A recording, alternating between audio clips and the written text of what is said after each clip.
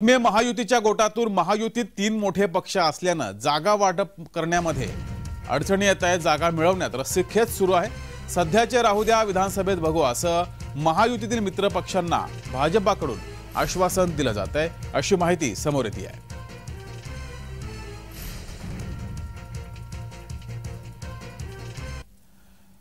तर यावर राजकीय विश्लेषक जयंत माइंडकरांनी काय विश्लेषण केलंय पाहूयात।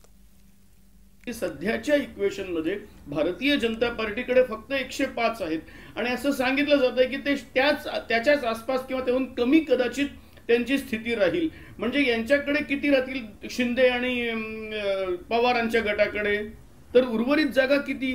तर त्याच्यामुळे जे ॲश्युरन्स आता दिलं जात आहे ते विधानसभेत पाळलं जाईल असं नाही।